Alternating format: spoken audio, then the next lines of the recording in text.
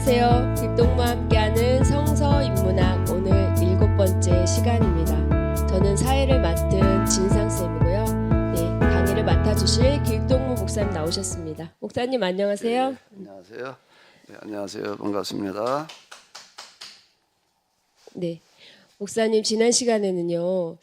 저희가 유일하게 알고 있었던 그리고 가장 강력하게 알고 있었던 구원의 방법이 예수님 또는 예수님의 십자가를 통해서 구원을 받는 것이고 또 영혼 구원과 또 나아가서 세계 선교까지 저희가 강하게 늘 알고 있었던 그 부분을 목사님께서는 사람을 통해서 보여주는 방식의 구원을 말씀하셔서 굉장히 충격을 받았거든요.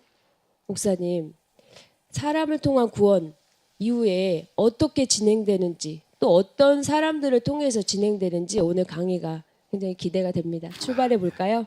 네.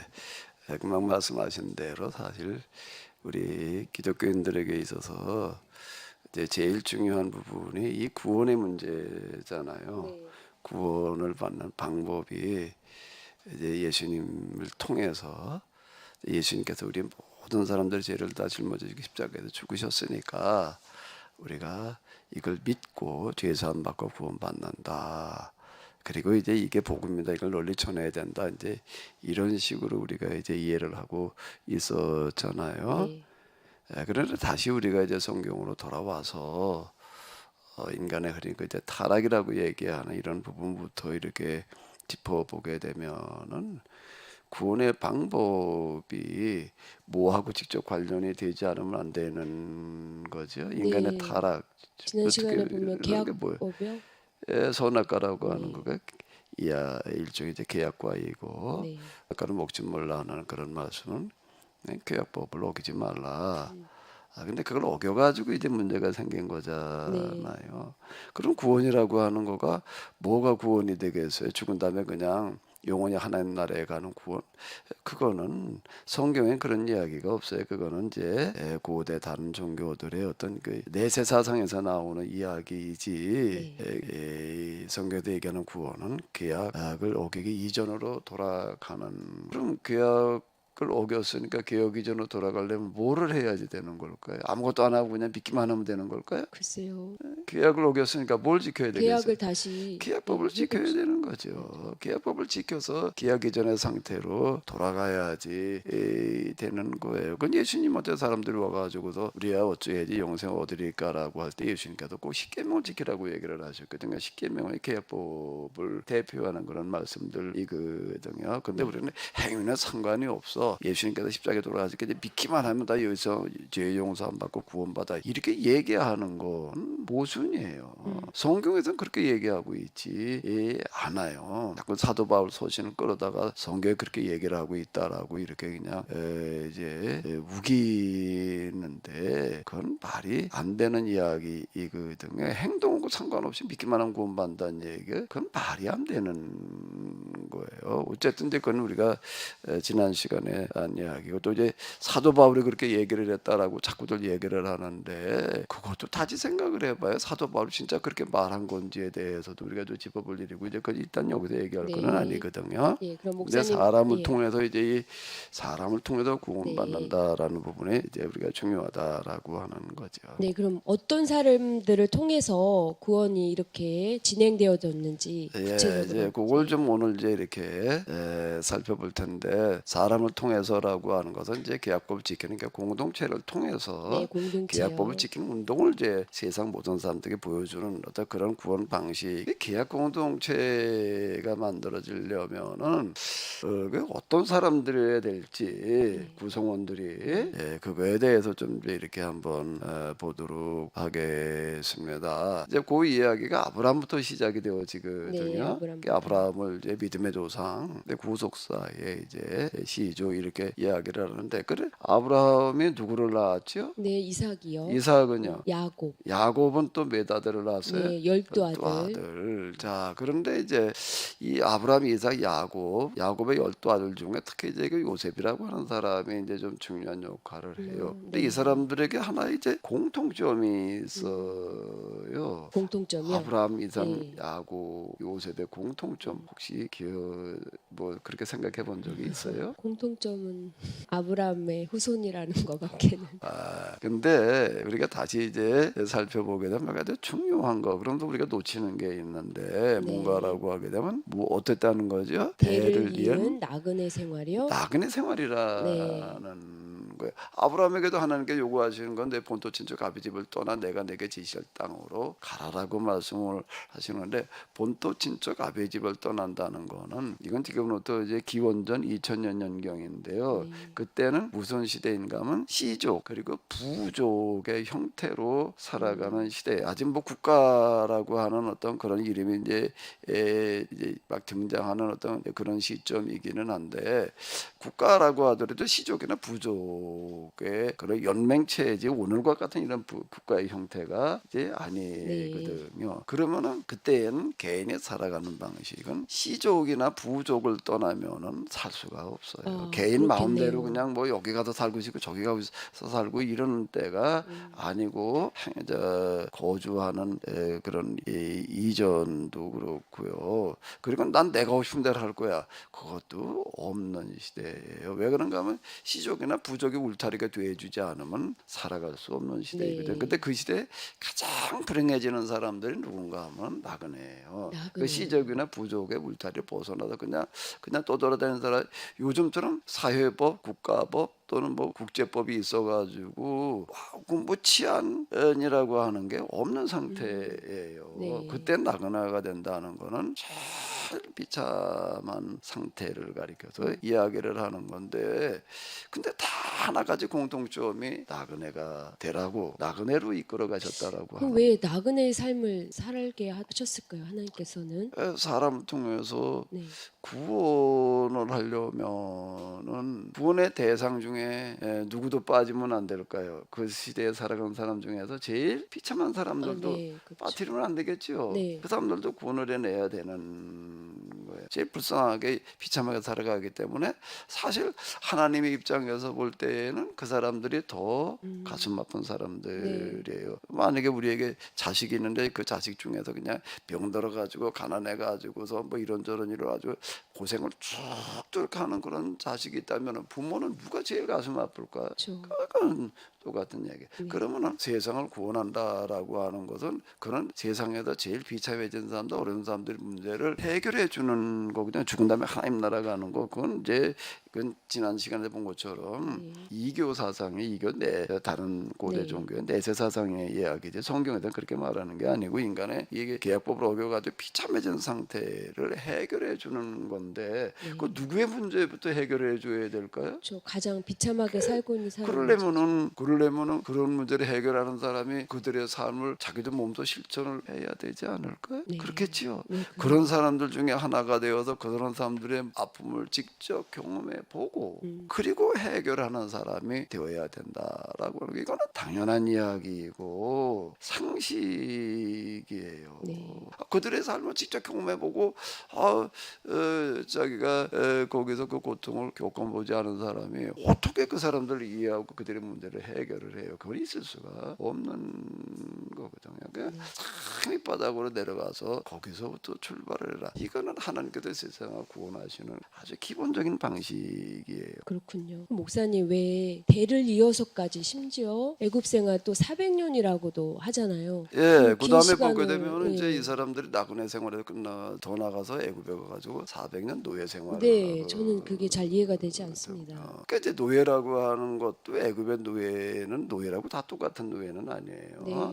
근데 애굽에서 이스라엘 사람들이 겪었던 그런 노예는 출애굽기에도 나와 있는 것처럼 그 당시 애굽 이집트는 그 이제 불가사의한 그런 그 피라미드 같은 건축물들을 이렇게 만드는 그런 데인데 거기에 동원되는 노예들은 제일 비참한 거. 왜 그런가 하면 이 사람은 해 뜰 때부터 해질 때까지 그냥 가가지고서 하고 일을 해야 되는 거고, 이 사람들은 죽어갈 때에 집에서 노안으로 죽어가는 건 없고, 일하다가 골병 들어가지고 현장에서 죽어가는 거고요. 그럼 내다 버리면 그냥 끝이, 뭐 장례식도 없는 네. 그런 사람들의 삶을 살아가는 거예요. 그러니까 인류 역사에 노예라는 사람들이 많이 있었지만, 노예 중에서도 가장 비참한 노예 생활을 몇 년을 하게 하셨다는 거예요? 400년이요. 400년이라는. 네, 목사님. 그런데 왜 나그네 생활을 대를 이어서까지 해야 되며 그 비참한 생활에 왜 처해야 되는지 잘 이해가 되지 않거든요. 예, 그러니까 이제 대를 이은 나그네 생활도 그것도 모자라가지고 네. 몇 년 노예 생활이요? 400년 네. 노예 생활이요? 400년이에요. 그리고 이제 이거는 언제 끝날지 기약이 없는 그런 노예 생활.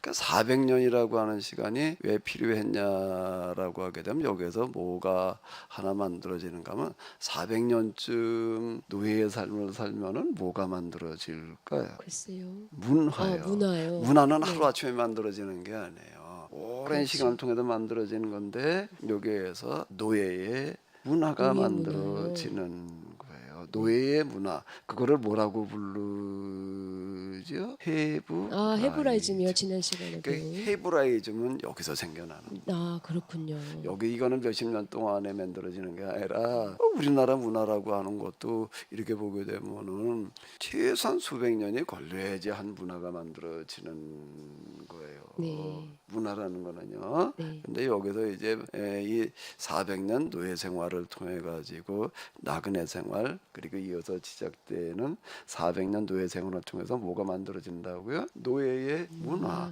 그 문화가 후일 전 세계에 가장 큰 영향을 끼치는, 오늘의 기독교가 바로 이 노예의 문화, 헤브라이즘에 기초하는 거예요. 그 지난 시간에 우리가 봤잖아요. 헬레니즘에 기초하는 게 아니라 헤브라이즘 문화, 그걸 우리가 구약성경이라고 이렇게 부르는 거거든요. 그러니까 하나님께서는 세상을 이끌어 가신다라고 할 때에 한 문화를 통해서 이끌어 가시는 거예요. 그러니까 세상에 가장 큰 영향을 끼칠 수 있는 한 문화를 만들어내시는데, 그게 뭔가 하게 되면은 400년 노예 생활이라고 하는 거예요.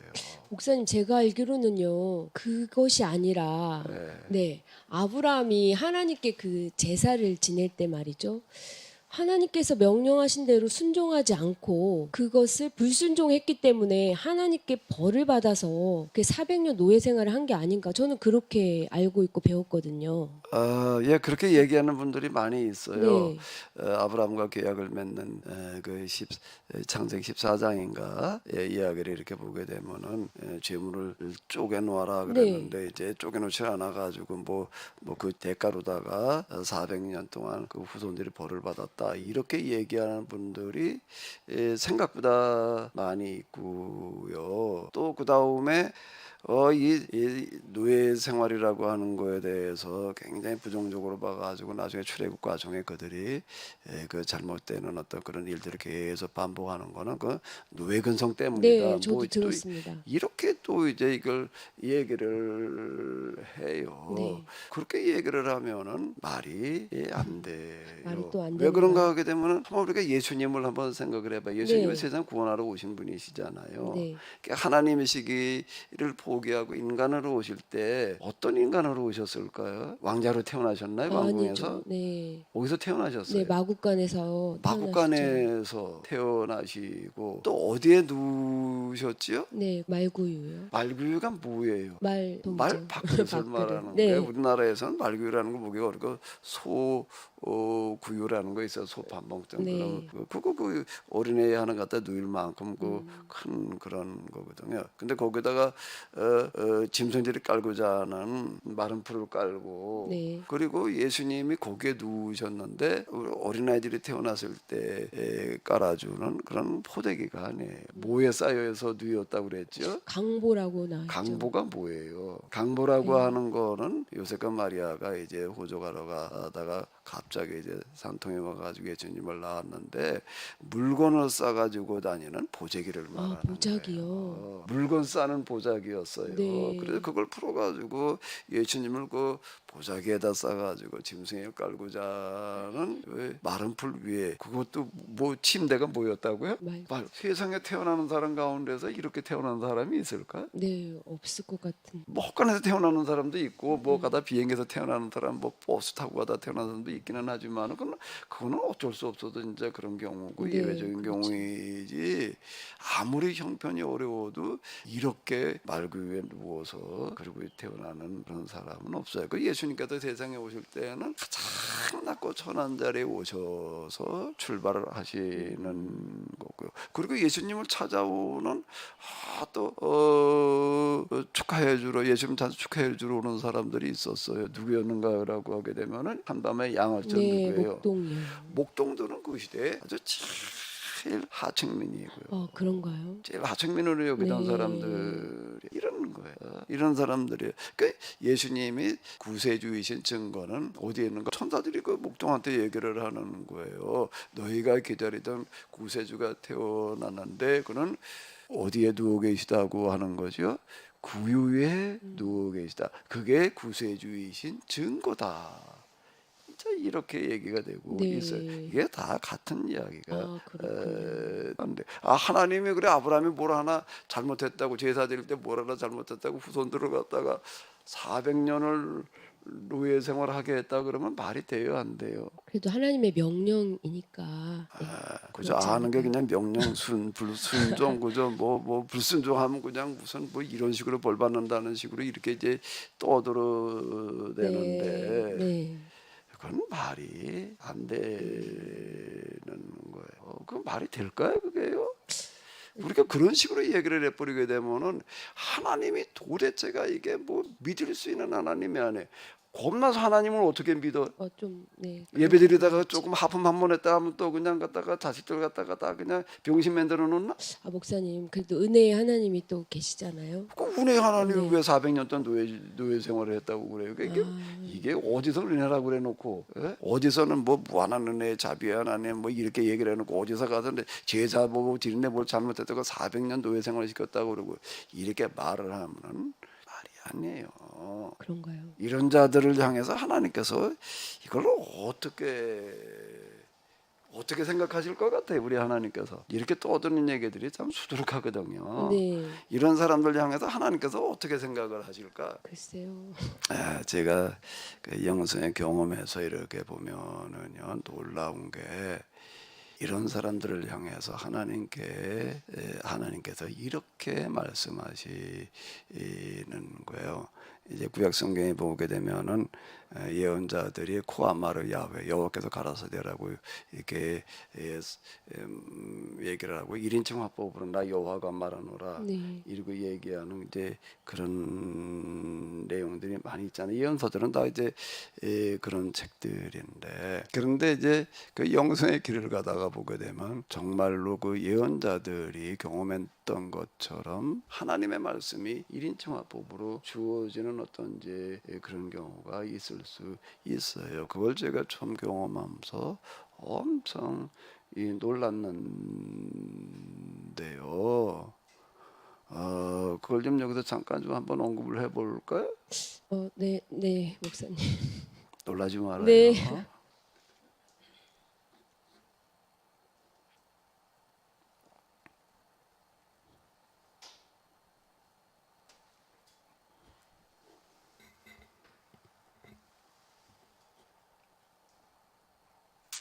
여호와께서 가라사대 나 여호와가 말하노라. 설교라고 교회에서 성경을 해석하고 떠드는 자들아 똑바로 들어라. 네가 말도 안 되는 소리들을 들으면서 하나님의 말씀이라고 내 말이라고 떠들고 있느냐. 나는 너 같은 놈을 내 종으로 둔 적이 없다. 네가 떠드는 소리가 네가 한번 생각을 해봐라. 그게 앞뒤가 맞는 소리냐? 말이 되느냐? 내가 너같이 떠드는 놈들 때문에 고민이 많다. 내가 무슨 고민을 하고 있는 줄 아냐? 내 이름을 사칭해서 내 종이라고 내 말이라고 떠들고 다니는 너 같은 놈들을 내가 어떻게 죽여야 될지, 어떻게 형벌을 내려야 될지 내가 잠을 자지 못하고 고민하고 있다. 네가 좀 내 고민을 덜어주어라. 너를 어떻게 죽이면 되겠느냐, 어떤 형벌을 내리면 되겠느냐. 내가 죽음 다음에나 지옥에서나 형벌을 받게 하는 그런 형벌만 있는 줄 알아. 죽기 이전에 내가 이 세상에 있는 동안에 시퍼렇게 내가 눈 뜨고 살아가는 동안에 내가 너에게 좀 처참한 고통을 겪게 해야겠다. 네가 한번 선택해봐. 넌 어떤 형벌을 내가 받고 싶으냐. 넌 내 종이라고 떠들러 다니면서 주의 종이라고 대접받는 거 좋아하고 이 집 저 집 맛있는 집 쫓아다니면서 많이 얻어 처먹었지. 네 배때기에 기름이 껴 있어서 얼굴에 개기름이 흐르고 있는데 내가 네 얼굴 낯짝을 쳐다보면서 얼마나 속이 뒤집어지는 줄 아느냐. 내가 네 놈에게 어떻게 하면 좋겠느냐. 황충을 보내가지고 네 몸뚱아리를 다 먹어치우게 하겠다. 네 몸뚱아리의 모든 부분들을 암세포가 퍼져서 가장 고통스럽게 죽어가게 하겠다. 이걸 내가 선택하겠느냐. 아니면 넌 좋은 차 타는 거 좋아했지. 비싼 차 타고 돌아다니면서 과시하는 거 좋아했지.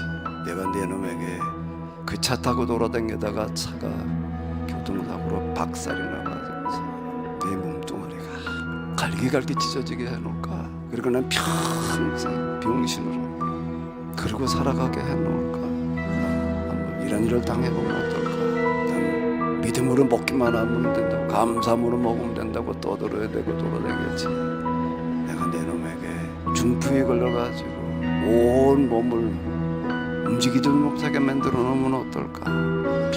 평생을 똥오줌 받아놓게 해서 내 뼈 옆에 내가 내 자식놈들이 너 죽을 때까지 똥오줌 받아내게 해볼까.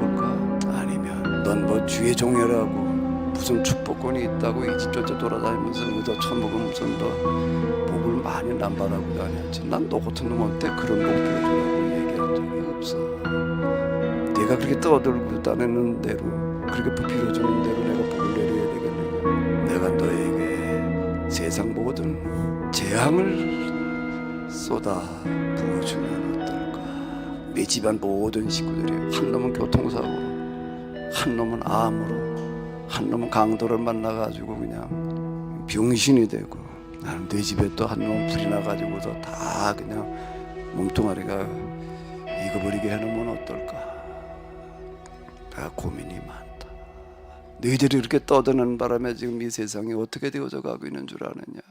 교회가 얼마나 만신창이가 되어져서 세상에 웃음거리가 되고 있는 줄 아느냐. 그런데도 뭐 어떻다고. 난 구원은 받아놓은 당상이고 뭐 하늘나라 가서 무슨 상급을 받겠다고 떠들어대고 있다고.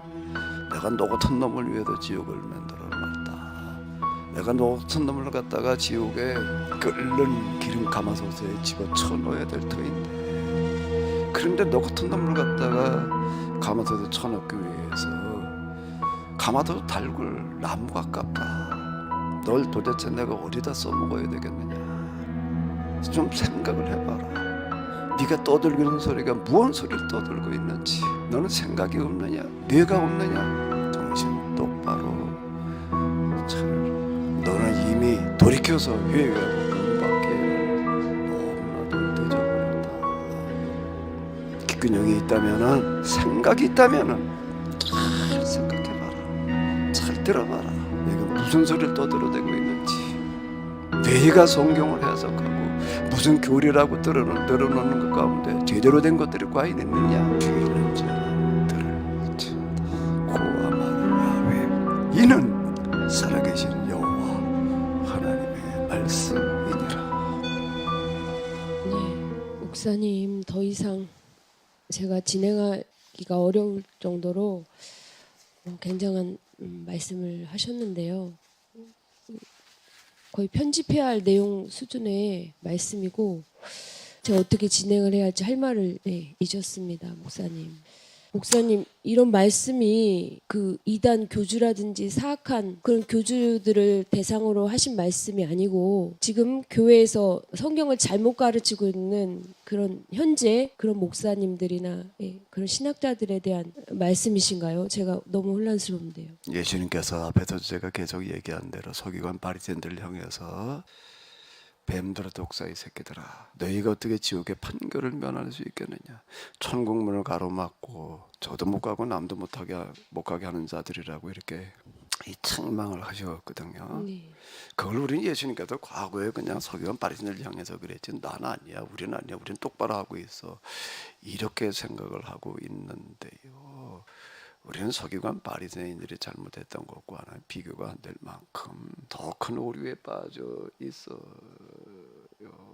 그러니까 예수님께서 베드로를 향해서 뭐라고 말씀하셨는가 하면 사탄아 넌 내 뒤로 물러가라 이렇게 얘기하셨던 거 기억나요? 네.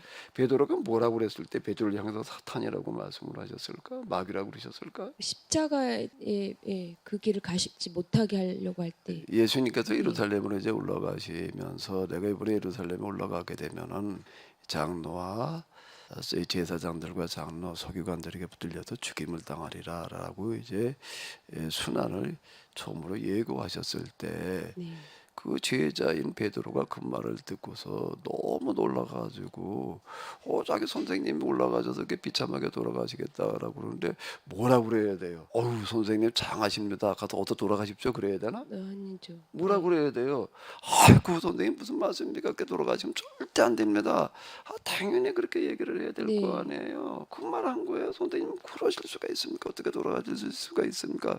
그랬더니 예수님께서 베드로를 향해서 꾸짖으셨다라고 이렇게 기록이 되어 있는데 그 꾸짖으심은 마귀를 책망하시고 내쫓으실 때 쓰셨던 그런 말씀이고요. 네. 베드로 꾸짖으셨다는 얘기가 마귀를 쫓아낼 때 하셨던 그런 말씀과 같은 단어예요. 그러니까 베드로를 향해서 뭐라고 말씀하셨다고요? 사탄아 넌 내 뒤로 물러가라 이렇게 얘기를 하시는 거예요. 그 베드로가 그 말 하나 한 것도 이게 마귀의 소리를 떠들어댔다는 거예요. 마귀의 앞잡이라는 얘기예요. 마귀의 수작을 늘어놓고 있다는 얘기예요. 그에 비한다면 오늘의 설교자들이 떠드는 소리들은요 하나님의 말씀은 무슨 하나님의 말씀이에요. 악마의 소절을 갖다가 짓거리고 있는 거예요. 이게 지금 무슨 어떤 사이비 이단을 향해서 하시는 말씀이 아니라 네. 오늘의 목회자들을 향해서 사실 이건 목회자들만이 아니라 교인들도 뭐 마찬가지로 지금 분노를 하고 계시는 건데요. 그들에게 주어지는 말씀이에요. 이런 거는요. 그렇군요, 목사님. 저 제 입장에서도 목사님 말씀 중에 좀 생각 좀 해봐라. 생각이라는 단어가 저도 머릿속에 굉장히 강하게 부딪혀 왔는데요.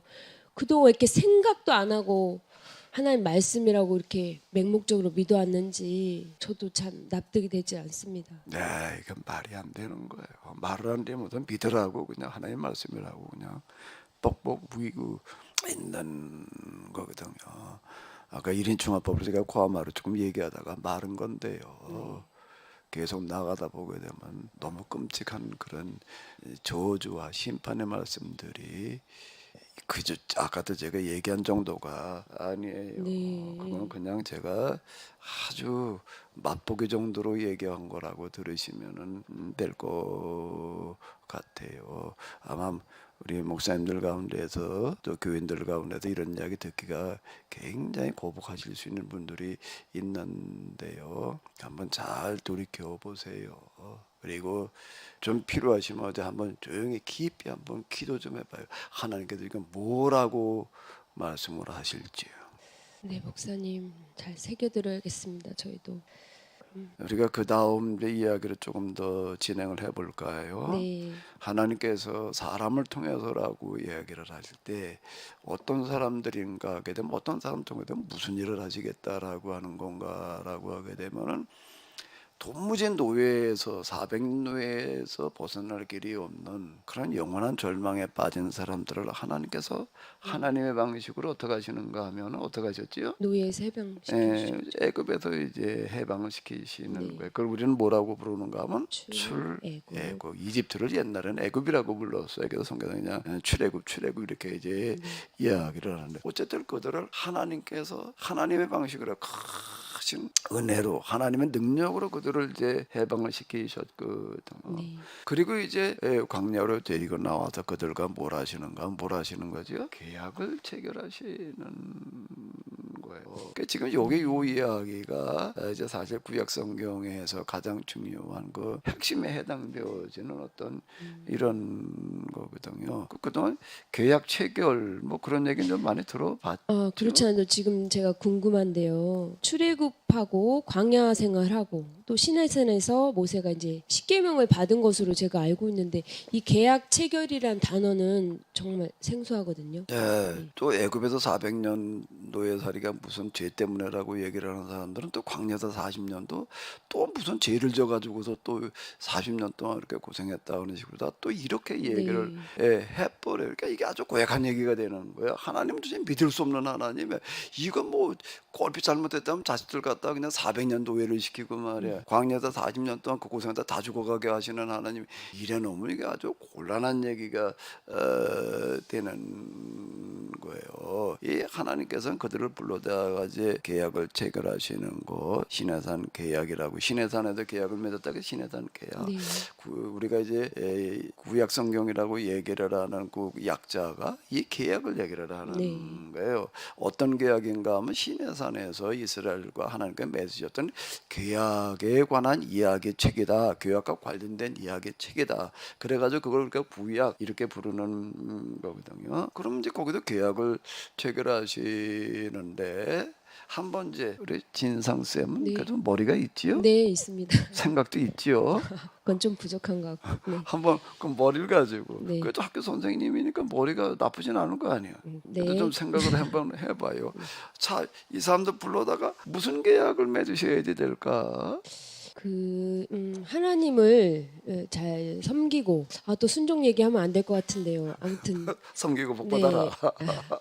거기까지밖에 생각이 안 나는데.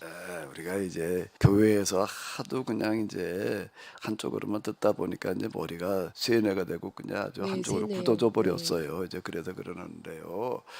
아주 간단하고 단순한 거예요. 네. 상식 수준이면은 얘기가 상식이요, 되는 또? 건데 네. 하나님께서는 세상을 구원하는 사람들을 갖다가 나그네 경험 또 그다음에 무슨 경험이요? 노예죠. 노예 경험. 그러니까 노예 문화가 만들어지는 게 벗어날 길이 없는 건데 노예의 평생 소원이 뭘까? 자유인이 되는 거겠죠. 그렇죠. 곧 해방되는 거겠죠. 네. 나그네 평생 소원이 뭘까요? 정착해서 사는 나그네 거고. 생활을 벗어나는 거겠죠. 그런데 그들의 소원이 이제 이루어지는 거예요. 네. 나그네 노예에서 벗어나서 이제 자유인이 되는 거예요. 이게 기쁠까 안 기쁠까? 그죠, 엄청. 이거보다 더 기쁜 소식은 없는 거예요. 네. 복음이라는 거는 이런 걸 얘기를 하는 거예요. 성경을 가지고 복음이라고 그러는 거는 복음이요? 세상에 이거보다 더 기쁜 소식이 어디 있어요? 더 큰 소식, 더 기쁜 소식은 있을 수가. 목사님 또 의문인데요. 제가 알기로는 또 복음은 예수님의 그 십자가, 저의 제3의 그것만 가지고 자꾸 복음이라고 얘기를 하는데 그럼 구약 성경은 뭐예요? 그럼 부담인가? 아니에요. 구약 성경 부담이고 율법이니까 그 부담이고 신약 성경은 복음이다 이렇게 얘기를 해버리게 되면은 그거는 곤란한 도식이 이렇게 되는 거고 구약 성경이야말로 그 시대에 찾아볼 수 있는 정말이가 눈물이 아니고서는 생각할 수 없을 만큼 큰 복음이에요. 이거보다 더 기쁜 일이 세상에 어디 있어요? 그래놓고 그들에게 무엇을 얘기를 하시는가라고 하게 되면 내가 나그네로 노예로 그렇게 살아보니까 그게 얼마나 힘들었느냐. 그러면 그 다음에 뭐라고 말씀을 하셔야 될까? 너희들은 이제 내가 너희들에게 자유인이 되게 했는데 그래 너희들이 살아갈 땅을 내가 이제 준비해 놓았는데 너희는 그 땅에 가서 어떻게 살으라고 얘기를 하실까? 아직도 이 세상에는 네. 너희들만 노예 생활한 게 아니라 너희들만 나그네를 경험한 게 아니라 네. 세상에는 나그네와 노예들이 대부분인데 그대로 들어가면 최상류층의 사람들은 그 소수 그 피라미드 구조예요. 사회 구조가. 네. 그 정점에 서 있는 사람이나 좀 그래도 뭐 사람 운운할 수 있는 거죠. 그 밑에 사람들이니까 사람이라고 얘기를 할 수가 없어요. 중세 사회가 농노 사회였거든요. 그렇죠. 네. 대부분 다 농사짓는 노예였던 거예요. 중세기도 그런데 그대로 들어가면 더 그러는 거예요. 그럼 하나님께서 이 이스라엘 사람들에게 요구하는 거가 뭘 요구하시는가 하면 내가 그런 거를 겪으니까 어려웠으니까 어떻게 해라? 세상에 가가지고 이제 내가 너에게 주는 땅에 가가지고 뭘 어떻게 하라고 그럴까? 거기에 가면 아직 그렇게 살아가는 사람들이 많이 있는데 그들의 문제를 어떻게 해라? 해결해 주어라. 네. 아니 우리가 그걸 어떻게 해결을 합니까? 당연히 그런 생각이 그렇죠. 들겠죠. 네. 그러면 이렇게 뭐 하나님은 뭐라고 말씀하실까? 야, 네가 애굽에서 400년 종살이 하다가 그 바로의 치하에서 네가 네 힘으로 나온 게 아니지 않냐? 넌 나올 네. 수 없었는데 영원히 나올 수 없는 내 능력으로 내가 너희를 해방시켰지 않느냐? 그러니까 내가 너와 함께 하리라. 임마누엘은 이걸 얘기를 하는 거예요. 어디에 하나님께서 함께 하신다는 얘기인가 하면 그 일에 그 일이에요. 내가 너희와 함께 해서 내가 너희를 통해서 세상에 그런 나그네 노예들의 문제를 해결하게 하리라. 이 얘기예요. 네. 이 얘기. 그러니까 너희들끼리 가도 그냥 네가 네 힘으로 해봐가 아니라 네. 그게 어떻게 가능해요? 그 애굽에도 노예도 못 나올 수 있어. 네. 똑같은 얘기가 되는 거야.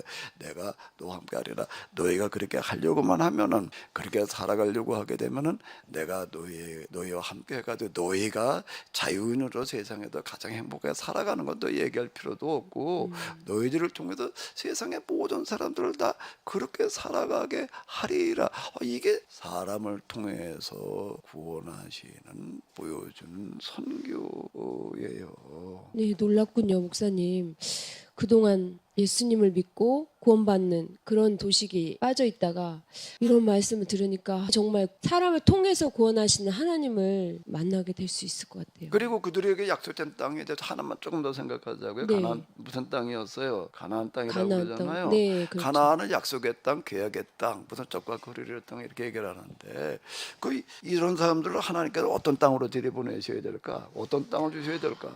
세상에서 네. 제일 좋은 기름진 아주 그냥 그런 땅으로 보내셔야 될까? 아니네요, 지금 생각해. 그들이 해야 될 일이 무슨 일을 해야 되는 거예요? 예, 그 비참한 노예 삶을 그러면 해방시켜야 세상에서 돼요. 비참해진 사람들 문제를 해결하려면 어디로 보내셔야 돼요? 가장 그 심각한 지역으로 네, 보내셔야 그런 돼요. 땅이었어요. 가나안이라는 그 땅은 우리나라 강원도 땅보다 조금 더 큰데 그 안에 부족이 7부족이나. 네. 그리고 주변에 쭈르르 또 여러 나라들이라고 하는 나라들이 진을 치고 있는데 그것도 한 7나라대 블레드, 에돔, 모압, 암몬, 무슨 뭐 미디안, 뭐 저위로 올라가게 되면 무슨 아람, 뭐 두로와 시돈 뭐 이래가지고서요 아주 뺑뺑뺑뺑 그런 나라들이 다 진치고 있는데 서로 거기서 먹고 살기 위해서 그냥 약탈 전쟁만 일삼고 있는 세상에서 살기가 가장 힘든 곳으로 보내시는 거예요. 네, 왜요? 너도 가서 거기 고생해봐라가 아니라 고생해봐랄까요? 아니요. 이제 조금 생각이 되지요? 네, 좀 생각이 됩니다. 그들의 문제를 어떻게 해라? 해결해 줘야 돼요. 해결해 주어라. 내가 너희에게 보내는 이유는 바로 이 문제를 해결하기 위해서이다. 사람을 통해서 보여주는 선교. 이게 좀 하나님다우신 방식 아닐까요? 네, 듣고 보니 정말 놀라운 방식이에요. 이거보다 더 좋은 방식이라는 게 뭐가 있을까요? 이거보다 더 인간을 위하는 인간의 문제를 해결하기 위한 방법이 뭐가 있을까요? 더 나은 방법이 있을까요? 아니요, 없을 것 같습니다. 이거보다 더 큰 복음은 없는 거예요. 그러니까 인문학을 하는 거를 헬라 방식으로 할 수가 있어요. 네. 헬라 방식이라고 책상에서 하는 거예요. 책상을 가지고서 뭐 어려운 세상 어려운 책들 철학책들 많아요. 뭐는 노노 무슨 뭐 도덕경 뭐 주역 갖다가 보게 되면 이건 뭐 머리가 둔한 사람들은 무슨 소리인지 읽어도 몰라요.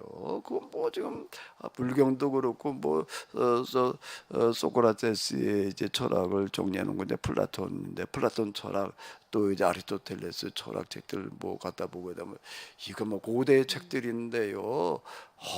어려운데 성경은 단순한 이야기로 되어져 있어요. 근데 이렇게 헬라 방식으로다 그냥 어려운 책들을 지적거리면서 진리가 뭐냐라고 묻는 방식의 인문학도 있지만은요, 또 하나의 인문학이 뭔가 하면 히브리 방식의 인문학은 뭔가 하게 되면은 인간의 가장 비참한 현실 속으로 들어가서 뭘 하는 거죠? 그대의 그 문제를 문제를 해결해 네, 나가는 인문학. 네. 그런 이유에서 내가 어떤 제목을 붙였나 하면은 성서 인문학. 인문학. 조금 이제 왜 이런 제목으로 접근해 가려고 그런지 좀 이해가 돼요? 네. 예, 그래요. 네, 목사님 설명을 듣고 나니까 이 마음의 자세가 갑자기 달라지기 시작했습니다. 특히 목사님께서 오늘 이 시대의 설교자 그리고 생각 없이 듣고 있는 또 저를 포함한 저희들에 대한 말씀이 아직도 충격적으로 다가왔습니다, 목사님. 그럼 다음 강의 안내를 부탁드릴까요? 예, 다음 강의에 이어서 이제 조금 더 이제 창세기에서 정말 이제 창세기 마무리가 과연 뭘로 끝나고 있는지, 뭘 얘기하는 책인지를 마지막으로 한 번 더 아마 살펴보는 게 좋지 네, 않을까라고 결론이요. 생각이 되어지거든요. 네, 알겠습니다. 목사님 오늘 강의 정말 감사드립니다. 네, 네, 네. 감사합니다.